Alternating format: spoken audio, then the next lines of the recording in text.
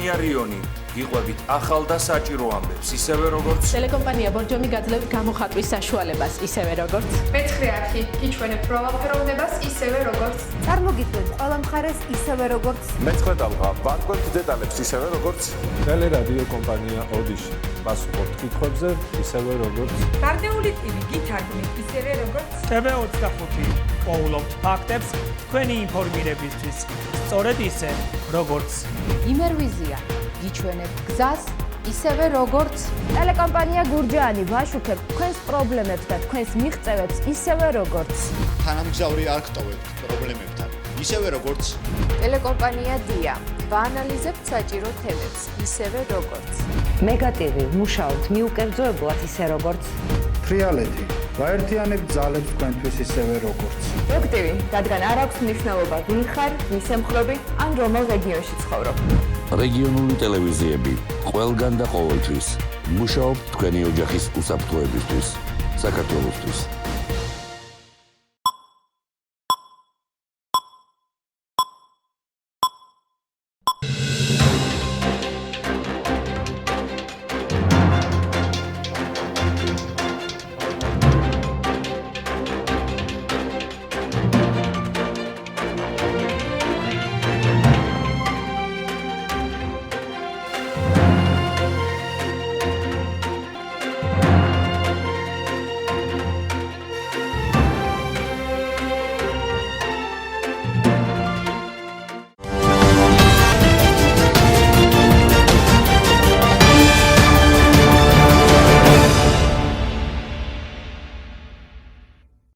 მოგესალმებით, მარნეულის ტელევიზიის პირდაპირ ეთერშია ახალი ამბების სპეციალური გამოშვება, რომელსაც მარნეულის ტელევიზიის გუნდთან ერთად მარიამ სამხარიძე და სალო სალახლუ წარმოგიდგენთ.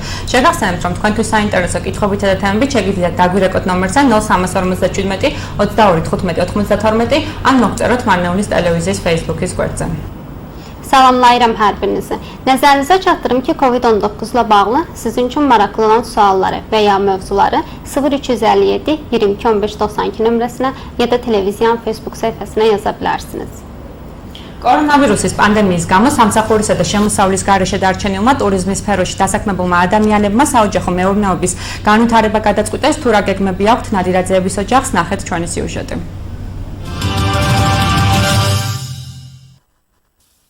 კორონავირუსის პანდემიის გამო სამსახურისა და შემოსავლის გარეშე დარჩენილმა მეჯომარდემ ოჯახის წევრებთან ერთად საოჯახო ბიზნესი წამოიწყო.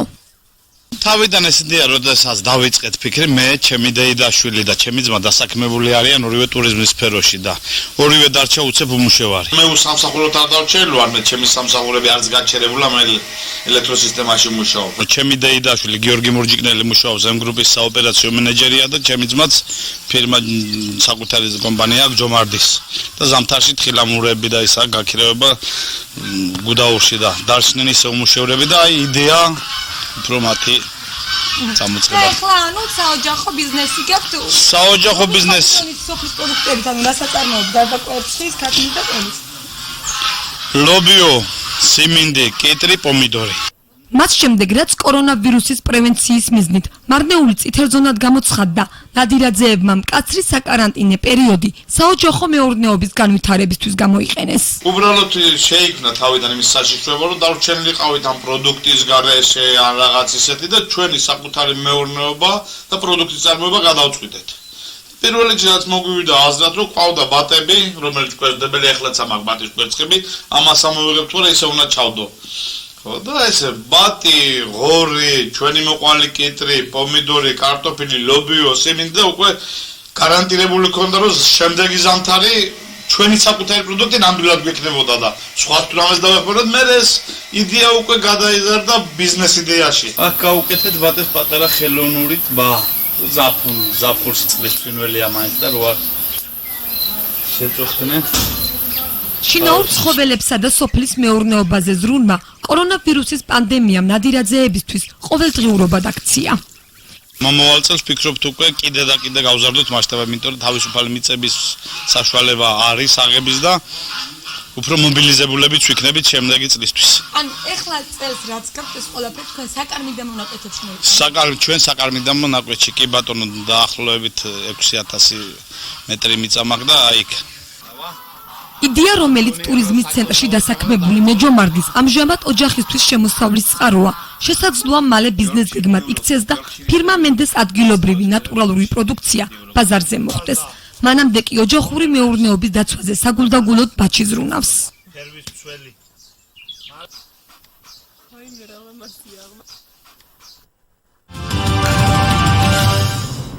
Koronavirus pandemiyası səbəbindən gəlirsiz və işsiz qalan şəxs ailə biznesinə başlayıb.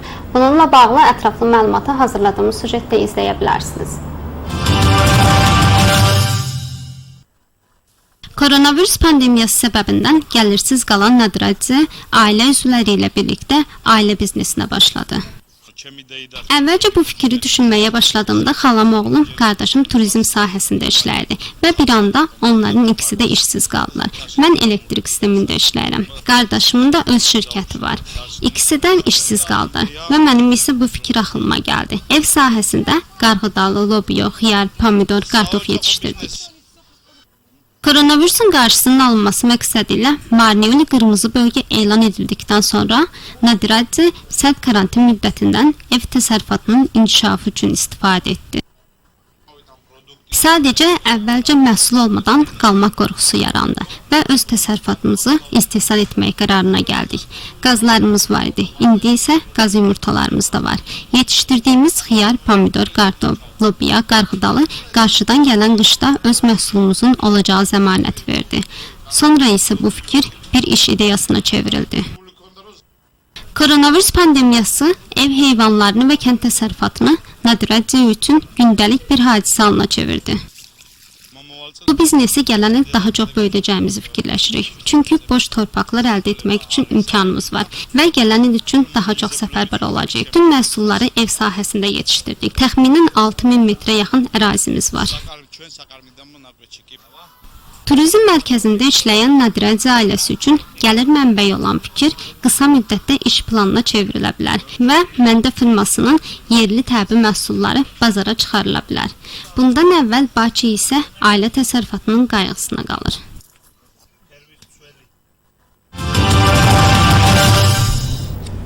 წლის დეკემბრიდან მარნეულის მერიაში შიშიმ პირთა საბჭო ფუნქციონირებს კორონავირუსის პანდემიის გამო დროებით შეჩერებულ საქმიანობას საბჭო ივლისის თვითონ განაგრძობს. თუ რა გეგმები აქვს აღნიშნულ საბჭოს, ნახეთ ჩვენი სიუჟეტი.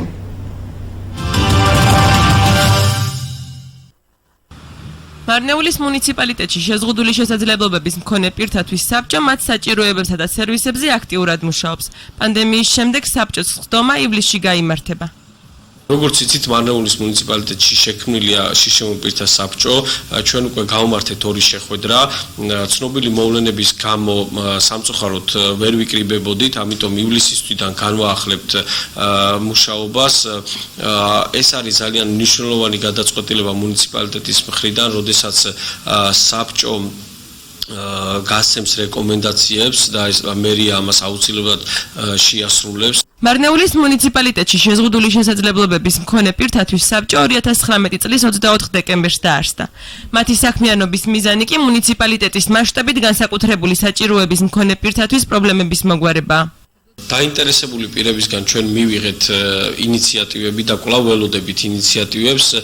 მთავარი არის ის, რომ შიშემ პირებისთვის მაქსიმალურად კომფორტული და ადაპტირებული გარემო უნდა შევქმნათ. ძირითადი მიმართულება მაინც იქნება ინფრასტრუქტურა, თუმცა ჯანმრთელობის მიმართულებითაც გვექნება სერვისები. 2019-cu ildən Marnel meriyasında Əlillər Şurası fəaliyyət göstərir. Koronavirusa görə dayandırılmış fəaliyyətlərini iyul ayında bərpa edəcəklər. Bununla bağlı ətraflı məlumatı hazırladığımız sujetdə izləyə bilərsiniz. Marnეული Bələdiyyəsində fiziki məhdudiyyətli şəxslər üçün şura, onların ehtiyacları və xidmətləri üzərində fəal şəkildə işləyir. Pandemiyadan sonra iyul ayında şuranın iclası keçiriləcək. Bildiyiniz kimi Marnეული Bələdiyyəsində Əlillər Şurası yaradıldı. Biz artıq 2 görüş keçirdik. Təəssüflər olsun ki, məlum olan hadisələr səbəbindən toplana bilmirdik. Buna görə iyul ayından işə başlayacaq. Bu, bələdiyyə tərəfindən çox önəmli qərardır. Şura tövsiyələr verəndə meriya mütləq bunu yerinə yetirəcək. Marnეული Belediyəsində fiziki məhdudiyyətli şəxslər üçün şura 24 dekabr 2019-cu ildə təsis edildi. Onların fəaliyyətinin məqsədi isə bələdiyyə miqyasında xüsusi ehtiyacı olan insanların problemlərini həll etməkdir. Maraqlanan şəxslərdən təşəbbüslər irəli sürüldü və yenə də təşəbbüsləri gözləyirik. Əsas odur ki, fiziki məhdudiyyətli şəxslər üçün ən rahat və uyğunlaşdırılmış mühit yaradaq. Əsas istiqamət yenə də infrastruktur olacaq. Ancaq səhiyyə sahəsində xidmətlərimiz də olacaq və daha sonra sizə daha dəqiq məlumat verəcəyik.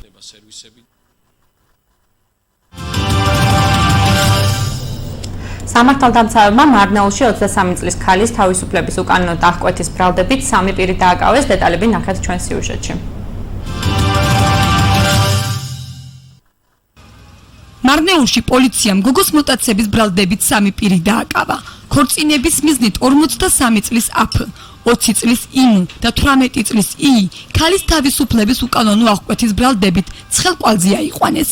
შინაგან საქმეთა სამინისტროს ქვემო ქართლის პოლიციის დეპარტამენტის მარნეულის რაიონული სამმართველოს თანამშრომლებმა ჩატარებული ოპერატიულ სამძებრო და საგამოძიებო მოქმედებების შედეგად აღნიშნული პირები წინასწარი შეთანხმებით ჯგუფის მიერ თავისუფლების უკანონო აღკვეთის ბრალდებით მარნეულში დააკავეს. გამოძიებით დადგინდა, რომ აფ-მ მარნეულის მუნიციპალიტეტში ორ თანამძრახველთან ერთად ქორწინების მიზნით 1997 წელს დაბადებული ამუ მოიტაცა. დანაშაული 7-დან 10 წლამდე ვადით თავისუფლების აღკვეთას ითვალისწინებს. გამოძიება საქართველოს სისხლის სამართლის კოდექსის 153 მუხლის მესამე ნაწილის აქვე პუნქტით მიმდინარეობს, რაც წინასწარი შეთანხმებით ჯგუფის მიერ თავისუფლების უკანონო აღკვეთას გულისხმობს.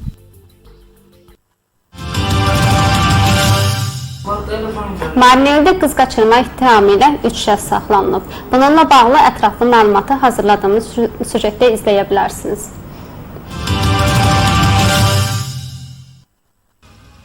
Marneulidə polis qız qaçırmaq ittihamı ilə 3 şəxsi saxlayıb. Evlənmək məqsədi ilə 43 yaşlı A.F., 20 yaşlı İ.M. və 18 yaşlı İ. qadını qanunsuz olaraq azadlıqdan məhrum etmək ittihamı ilə istizlərlə saxlanılıb. Daxili İşlər Nazirliyinin Kvemo Kartili Polis Departamentinin Marnეული rayon şöbəsinin əməkdaşları tərəfindən həyata keçirilmiş əməliyyat axtarış və istintaq tədbirləri nəticəsində gənclər əvvəlcədən razılaşmaq yolu ilə qrup tərəfindən qanunsuz azadlıqdan məhrum etmə ittihamı ilə Marneulidə saxlanılıb. İstintaq A.F.'nın Marnეული Belediyəsində 2 yoldaşı ilə birlikdə evlənmək məqsədi ilə 1997-ci il təvəllüdlü M.A.'nı qaçırdıqlarını müəyyən etdi. Törədilmiş cinayətə görə 7 ildən 10 ilədək azadlıqdan məhrum etmə cəzası nəzərdə tutulur. İstintaq Gürcüstan Cinayət Məcəlləsinin 143-cü maddəsinin 3-cü hissəsinin A yarım bəndinə əsasən aparılır. Həmin maddə əvvəlcədən razılaşmaq yolu ilə qrup tərəfindən qanunsuz azadlıqdan məhrum etməni nəzərdə tutur.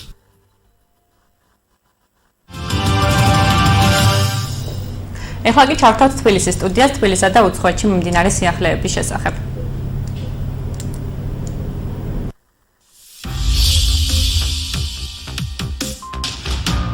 გაიხსნა საზღვრები და აღდგეს ავიამიმოსვლა, რათა ემიგრანტებმა შეძლონ ქვეყანაში დაბრუნება. ამ მოთხოვნით დღეს მთავრობის კანცელარიასთან აქცია გაიმართა. ემიგრანტების ოჯახის წევრები და არასამთავრობო ორგანიზაცია ახალგაზრდები ევროპული მომავლისთვის ირწმუნებიან, რომ ემიგრანტების დიდი ნაწილი მძიმე ეკონომიკურ მდგომარეობაში იმყოფება, რის გამოც სამშობლოში სასწრაფოდ დაბრუნება სჭირდებათ. პირველი დადგეს აღრიცხვაზე ამ ადამიანების რაოდენობა დადგინდეს, რამდენი არიან, ასევე მოხდეს სპეცრეისების ჩანიშვნა. ჩამოიყვანონ ეს ადამიანები და გინდა 2 კვირა ყავდეთ კარანტინში და გინდა 3 კვირა, ამას არსებითი მნიშვნელობა არ აქვს. თავი ეს ადამიანები ჩამოვიდნენ თავის სამშობლოში და აქ იყვნენ, იმიტომ რომ ძალიან მართლა არა აქვს უფლაფური რეალურად ეს ფული არა და ზიანი. ახლა ესე თავის სამშობლოში უნდა ჩამოსვლოდა. ეს არის მათი კონსტიტუციური უფლება. ფაქტია, რომ პრობლემა ვეგვარდება, ხო? ფაქტი არის ეს, რომ ეს ხალხი არის დარჩენილი ანუ ესე გაურკვეველ მდგომარეობაში. ნონა მოდებაძის შვილი პოლონეთში ემიგრაციაში იმყოფება. საქართველოში ჩამოსასვლელი ბილეთი უკვე ნაყიდი ჰქონდა, თუმცა ფრენების გადადების გამო დაბრუნება კვლავ ვერ მოახერხა. ემიგრანტები კლასტერები არ არიან, თუ თანაცხოვრება შეგვიძლია COVID-თან ერთად, რასაც თვითონ მთავრობა გვეუბნება ამას, და ეთიმები გვეუბნებიან, რომ უნდა იცხოვროთ COVID-თან ერთად, მაშინ საჰაერო ფრენები რატომ არის გადადებული და რატომ კიდე გადადებენ. ეხლა ძალიან ბევრი მტესო ბილეთები ვიყიდეთ და ეს ბილეთები გაუქმდა ესეთი რაღაცეებით ძალიან ბევრი, რომ დაიწყო პანდემია უკვე და ჩაიკეტა გზები და ამბობდნენ, რომ სპეცრეისები იქნება და გადმოფრინდებიან ამ სპეცრეისებით ეს ემიგრანტები პოლონეთში.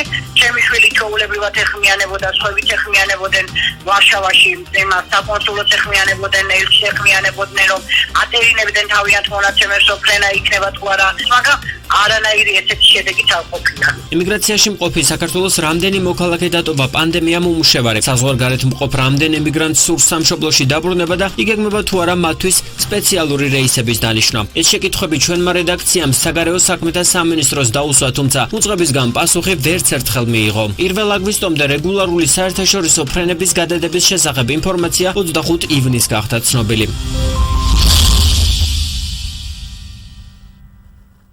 შინაგან საქმეთა მინისტრის საკოორდინაციო საბჭოს ხდომის დასრულების შემდეგ სოციალურ ქსელში დაწყებულ დისკუსიას გამოეხმაურა, რომლის თანახმადაც პანდემიის დროს საქართველოში რუსეთის მოქალაქეები თავისუფლად შემოდიან. მინისტრის განმარტებით საქართველოს ყველა ქვეყანასთან აქვს საზღვარი ჩაკეტილი. ქვეყანაში შემოსვლა კი 14 დღიანი სავალდებულო კარანტინის შემდგომ მხოლოდ საქართველოს მოქალაქეებს ან ორმაგი მოქალაქეობის მქონე პირებს შეუძლიათ. მისივე თქმით, ასევე ქვეყანაში შემოდიან პირები, რომელთა ოჯახის წევრებსაც ორმაგი მოქალაქეობა აქვთ. ეს არიან უმეტეს შემთხვევაში ორმაგი მოქალაქეები საქართველოს, რუსეთის მოქალაქეობა, აქვს ორმაგი მოქალაქეობა ჩვენს სტუმრებს, ვიზიტორებს, ვინც შემოდიან და არიან, რა თქმა უნდა, რუსეთის მოქალაქეები, რომლებიც არიან მათი ან შვილები, ან მეუღლეები, რის უფლებაც ჩვენ არ გვაქვს ისინი შევაჩეროთ და გავაბრუნოთ უკან. არის დარჩენილი რუსეთის მოქალაქეები ძალიან ბევრი, ვინც არ წავიდა ამ კორონავირუსის დაწყების შემდეგ და დარჩა საქართველოში, უკვე ამდენიმე თვე გამოდის, აქ არიან, მარტოვებენ ისინი ქვეყანას, ისინი ლეგალურად არიან, მათ უფლება აქვთ ჯერჯერობით იყვნენ, ანუ სვად არ გათავებიათ საქართველოში ყოფნის უფლების, და აქედან გამომდინარე მათ იზოლებით ვერ გაუშვებთ ქვეყნიდან. კორონავირუსმა მუტაცია განიცადა, რაც შესაძლოა მას უფრო გადამდებს ხდიდეს. დაავადებათა კონტროლის ეროვნული ცენტრის ხელმძღვანელის მოადგილის თქმით, ახლად გამოქვეყნებული კვლევის თანახმად მუტაციის შედეგად კორონავირუსი შესაძლოა კვლავ დაემართოს იმ ადამიანს, ვისაც COVID-19 უკვე გადატანილი აქვთ. არის გარკვეული მუტაცია, რომელიც რაღაც თებერვალ-მარტში წარმოიშვა ევროპაში.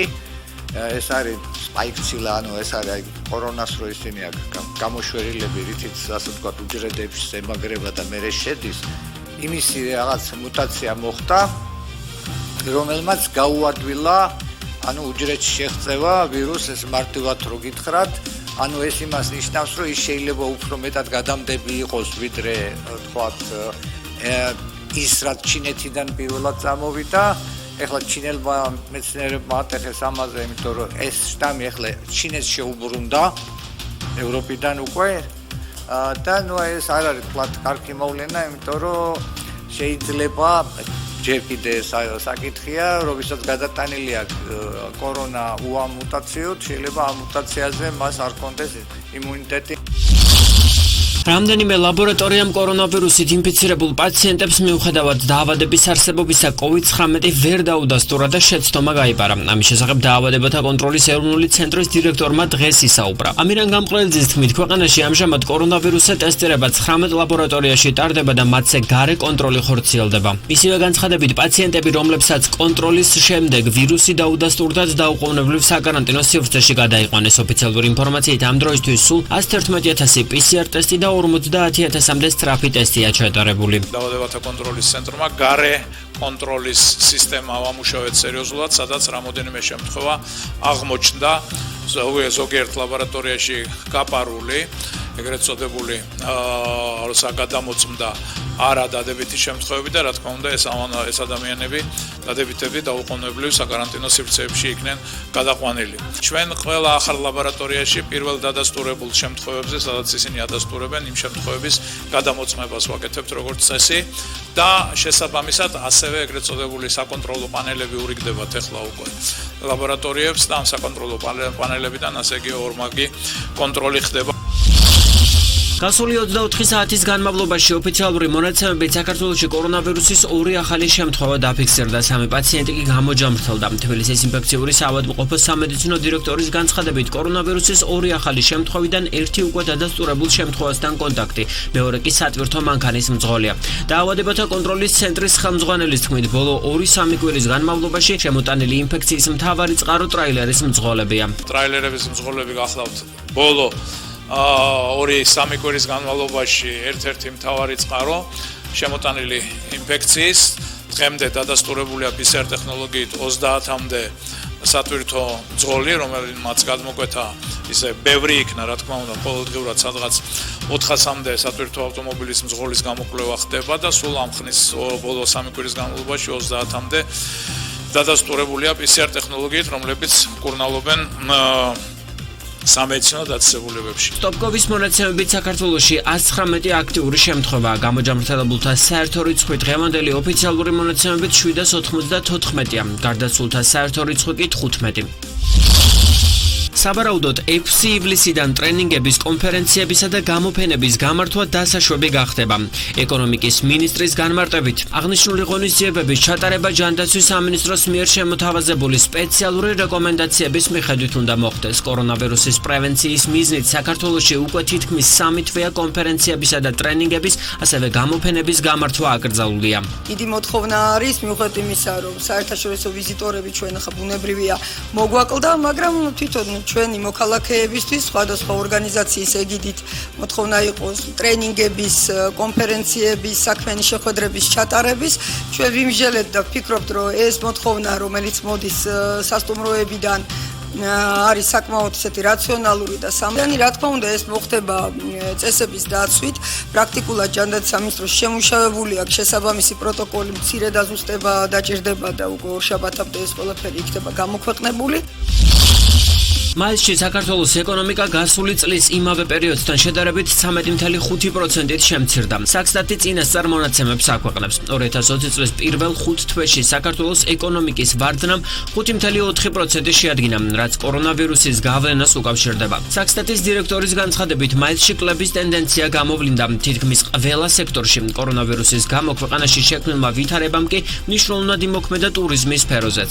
ახალი კორონავირუსის გავრცელების გამო ქვეყანაში შექმნილმა ვითარებამ გარკვეულწილად იმოქმედა ტურიზმის სექტორზე, მნიშვნელოვანი კლება დაფიქსირდა სასტუმროებისა და რესტორნების სექტორში, რაც რასაკვირველია დაკავშირებული იყო ტურისტების რაოდენობის შემცირებასთან, თუმცა აღსანიშნავია ისიც, რომ ქვეყანაში ახალი კორონავირუსის გავრცელების თავიდან აცილების მიზნით გამოცხადებული საგანგებო მდგომარეობის გამო შეიზღუდა გარკვეული კატეგორიის ეკონომიკური საქმიანობა, მათ შორის სასტუმროების და რესტორნების საქმიანობას, რომლებიც ძირითადად მიწოდების სერვისზე იყვნენ გადართული, შესაბამისად ამან ნეგატიურად იმოქმედა ეკონომიკური ზრდის მაჩვენებელზე. მოცემულ ეკონომიკურ ვარდნას აქვს ობიექტური მიზეზები, როგორიცაა მსოფლიოში ინვესტიციების შემცირება, მიმოსვლისა და ვაჭრობის შემცირება, მიაჩნია ეკონომისტ ზვიად ხურგუაშვილს. თუმცა, შექმნილი ვითარების გაუმჯობესებაში ის სწორედ მთავრობის რეაგირების როლს ხედავს, რაც მისი აზრით ეკონომიკის ეფექტიან წახალისებაში გამოიხატება. ზვიად ხურგუაშვილს მიაჩნია, რომ უკვე გადადგმული ნაბიჯები არასაკმარისი და ხშირ შემთხვევაში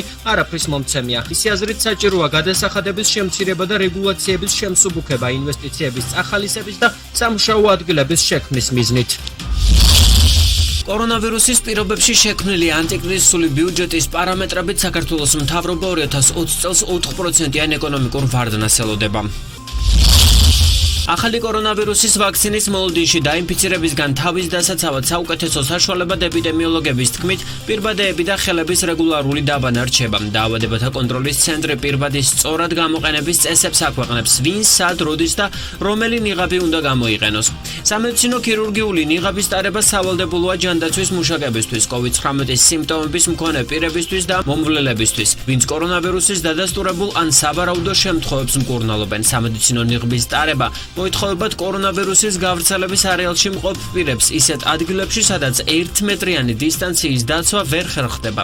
სამედიცინო ნიღბის მოხმარება მიზანშეწონილია 60 წელს ზემოთ მყოფებისთვის და ქრონიკული დაავადებების მქონე პირებისთვისაც. სოციალური ნიღბის ტარება კი სავალდებულო ადგილებში, სადაც ხალხმრავლობაა და ვერ ხერხდება სოციალური დისტანციის დაცვა. მოქალაქეებისთვის ნიღბის გამოყენება სავალდებულოა საზოგადოებრივ ტრანსპორტში, ტაქსიში, სავაჭრო ცენტრებსა თუ სხვა ხალხმრავალ ადგილებში. მთავრობის დადგენილებით პირბადის წესის ტარების დარღვევის გამო ფიზიკური პირი 20 ლარით, იურიდიული კი 50 ლარის დაჯარიმდება. საგამონაკლისო წესით ვალდებულება არ ვრცელდება 6 წლამდე ბავშვებზე, შეზღუდული შესაძლებლობის მქონე პირებზე და ადამიანებზე, რომლებსაც ჯანმრთელობის მდგომარეობის გამო პირბადის მოხმარება არ შეუძლიათ. იაპონიამ სხვა ქვეყნებთან ერთად საზღვარის საქართველოს მოქალაქეებისთვისაც დაკეტა. ინფორმაციას გამოცემა Japan Times-ი ავრცელებს. საქართველოს სიაში 29 ივნის განახლების შემდგომ მოხდა. გამოცემის თანახმად იაპონიაში შესვლა დროებით ეკრძალებათ დამატებით 17 ქვეყნის მოქალაქეებსაც, მათ შორისაა ალჟირი, კუბა, გვატემალა, კოსტა-რიკა, იამაიკა, ნიკარაგუა, კამერუნი, ერაყი და სხვა.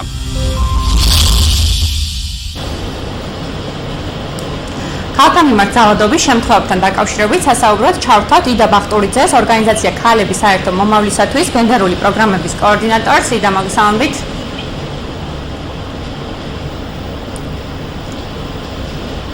იდა, მოგესალმებით. გესმით ჩვენი? კი, მოგესალმებით.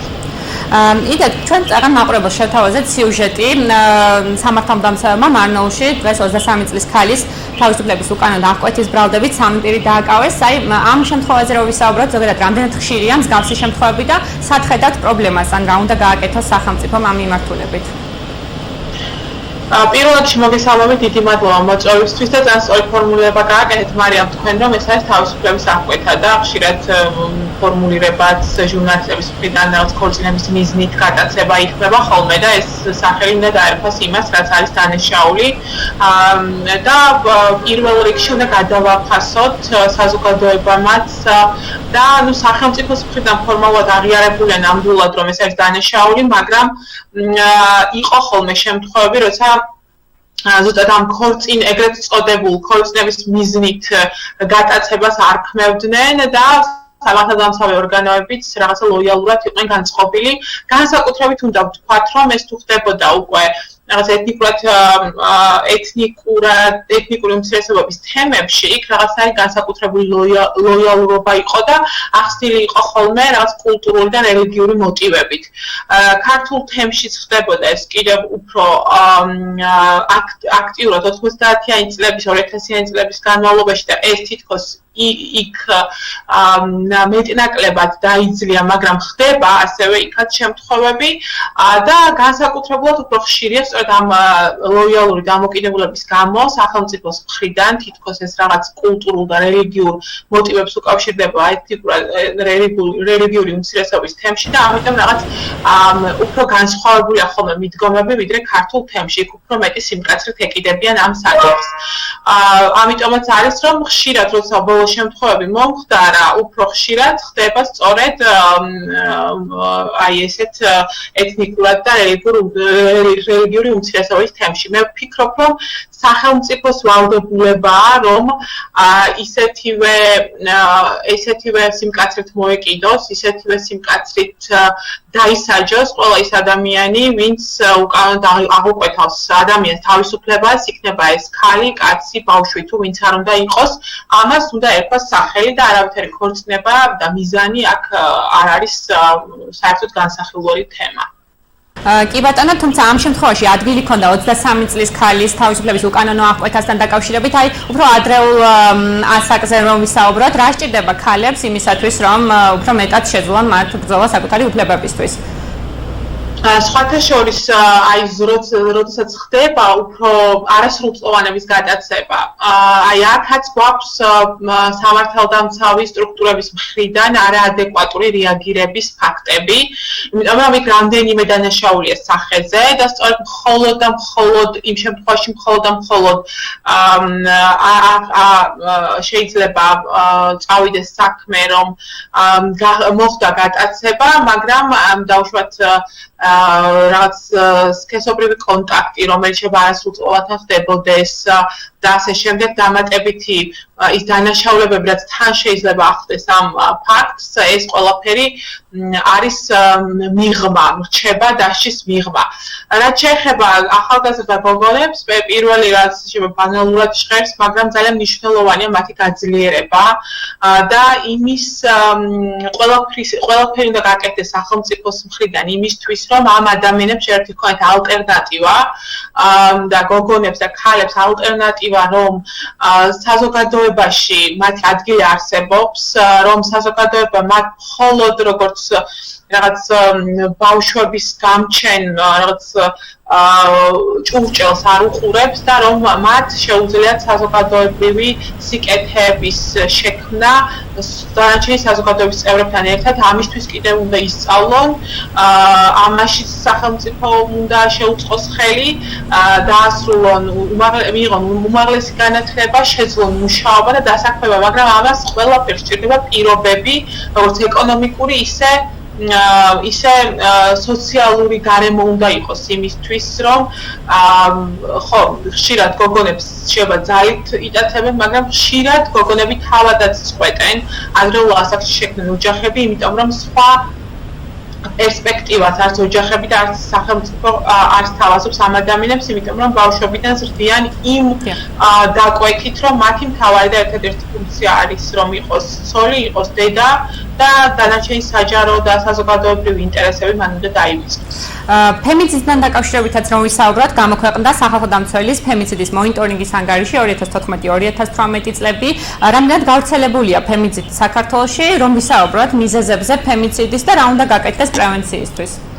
ყველაზე დიდი პრობლემა გვაქვს ალბათ რაღაც საკითხები მეტნაკლებად შეიძლება ითქვას, რომ ნელ-ნელა, მაგრამ ნაბიჯ-ნაბიჯ წინ მივდივართ, მაგრამ ეს არის თემა და საკითხი ოჯახში ძალადობა და ფემიციდი, რომელიც არის ამ ძალადობის ჯაჭვის რაღაც საბოლოო რგოლი, რომელსაც ჯერ კიდევ საკმაოდ მაღალი სტატისტიკა და ბევრი შემთხვევა სრულდება ასე ფატალურად, გამომდინარე იქიდან, რომ ეს ოჯახში ძალადობის საკითხი ჯერ კიდევ რჩება მიღებული თუ მისაღები საზოგადოების მხრიდან. სახელმწიფოს რაც შეეხება ვიტყოდი, რომ მეტად მკაცრი და მეტად თანმიმდევრული გახდა სახელმწიფო პოლიტიკა, თუმცა ჯერ კიდევ რჩება პრობლემა პოლიციაში ცნობიერების კუთხით, განსაკუთრებით რეგიონებში, როცა ჯერ კიდევ გვაქვს პრობლემები პოლიციის მხრიდან მუშაობის და რაც მთავარი, რაც თქვი პირველ რიგში საზოგადოებაში არსებობს ეს პრობლემა,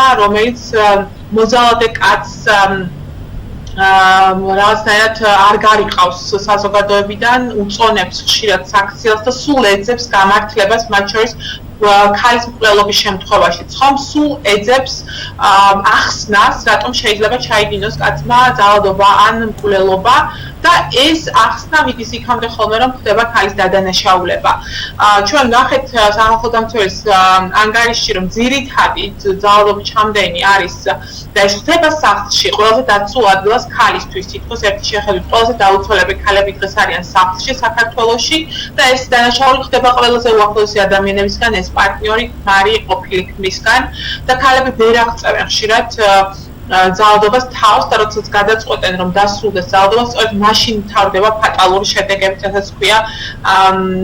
რასაც ქვია ძალადობა. რაც უნდა გაკეთდეს და მთავარი მე ხა დღეს მინდა მოწოდება გავაკეთო თქვენს მიმართ, მედიის მიმართ ძალიან მნიშვნელოვანი როლი გაქვთ ამ პროცესში და აი ბოლო შემთხვევამაც კიდევ ერთხელ გადამაწყვეტინე, რომ მე თქვა ეს, რომ თქვენს გაშუქებაზე ძალიან ბევრი რამეა დამოკიდებული. მე გთხოვთ ძალიან, რომ იყოთ ფრთხილად და აღწერთ დანაშაულის იმ მეთოდებს, რითიც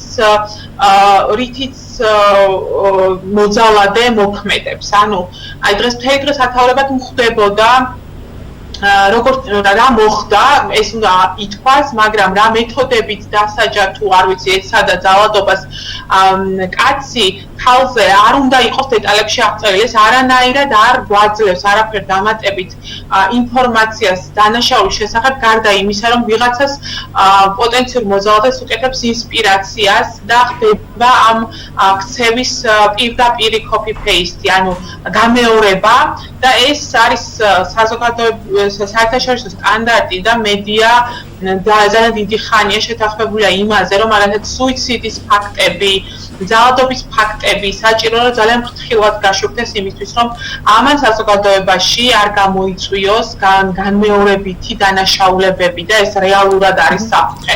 ამიტომ ჩვენ თუ ხვალ გავიგებთ, რომ იგივე მეთოდით ვიღაცა სხვა კაცმა დასაჯა სხვა ქალი, ეს შეიძლება ითქვას, რომ დიდწილად იყოს გამოწვეული მედიის უპასუხისმგებლობის გამო, რაც დღეს ხდება, აი დღეს სათაურების და რაღაცა headline-ების სახით ქართულ მედიაში, ამიტომ ძალიან ფრთხილად უნდა ვიყოთ ყველა ერთად, გავაშუქოთ, მაგრამ ისე რომ უფრო არ დავაზიანოთ საკითხს. კი ბატონო, და ბოლოს მოკლედ რომ შევაჯამოთ, რა კონკრეტული ნაბიჯები უნდა გადაიდგას ქალთა მიმართ ძალადობის მიმართულებით, ყველაზე მნიშვნელოვანი რა არის გასაკეთებელი სახელმწიფოს და საზოგადოების პასუხისმგებლობა სად ჩანს? მნიშვნელოვანია რომ უფრო მეტი რესურსი გამოიყოს ჯერ ერთი რომ ჩვენ დღესდღეობით პოლიტიკა გვაქვს ასეთი რომ სახელმწიფო ცდილობს დასჯაზე ორიენტირებული პოლიტიკა მთლიანად და მე ვამბობ რომ ჩვენ უკვე დროა გადავიდეთ პრევენციაზე ხო ჩვენ ვართ ახლა იმ ეტაპზე როცა ხდება დანაშაული და მაშინ ერთვება სახელმწიფო მანამდე პრევენციის ეტაპზე ვერ გადავედით რომ დანაშაული ეს ფატალური შედეგით არ მთავრდებოდეს და მე დასჯაზე არ იყოს მთელი სახელმწიფო აპარატი მხოლოდ მიმართული, ამიტომ ჩვენ უფრო აქტიურად უნდა ვიმუშაოთ პრევენციის პოლიტიკაზე, იგივე პრევენციულ ღონისძიებებზე, იგივე უფრო უკეთესი მონიტორინგის სისტემა უნდა გქონდეს, როცა შემაკავებელი და დამცავი ორდერი იწერება, უფრო უკეთესად უნდა ვაიდენტიფიცირებდეთ იმ რისკებს, რაც ამ ძალადობის თუ ამ ძალადობრივ ურთიერთობებს შეიძლება ახლდეს თან და ვიტყოდი რომ აუცილებელია მოძალადებთან მუშაობაც, იმიტომ რომ სხვა შემთხვევაში დაბრუნებული, ციხიდან დაბრუნებული ადამიანი ხდება კიდევ უფრო საშიში ქალისთვის, რომელიც რამდენიმე წელში და ეს კაცი რამდენიმე წელში უბრუნდება საზოგადოებას და შეიძლება ეს იყოს კიდევ ერთხელ იმის რისკი, რომ რაღაცა ქალის სიცოცხლე დადგეს და ჯანმრთელობა რისკის ქვეშ. დიდი მადლობა ჩართვისთვის. ნამდვილად სწორი გაშუქება მედიის მიერ და მსგავსი საინფორმაციო საუბრები ძალიან მნიშვნელოვანია ჩვენი საზოგადოებისთვის. დიდი მადლობა საინტერესო ჩართვისთვის. მადლობა თქვენ. დაგემშვიდობებით მაყურებელს შევახსენებთ, რომ იდა ბახტურიძე ორგანიზაცია ქალების საერთო მომავლისთვის გენდერული პროგრამების კოორდინატორი საუბრობდა ქალთა მიმართ ჩადენილი დანაშაულებისა და პრევენციისთვის საჭირო ღონისძიებების შესახებ. თქვენ წინ გელოდება თვალინგელი დღის ამინდის პროგნოზი, ჩვენ კი ამით გემშვიდობებით. შეგახსენებთ, რომ მარნეულის ტელევიზიის პირდაპირ ეთერში თქვენ უყურებდით ახალი ამბების სპეციალურ გამოშვებას, რომელსაც მარიამ სამხარიძე და სალო სალახლი უძღვებოდით. ნახვამდის. Sabah üçün hava proqnozu sizi gözləyir. Bu isə sizə çatdıracağımız son xəbəridir. Sağ olun, salamat qalın.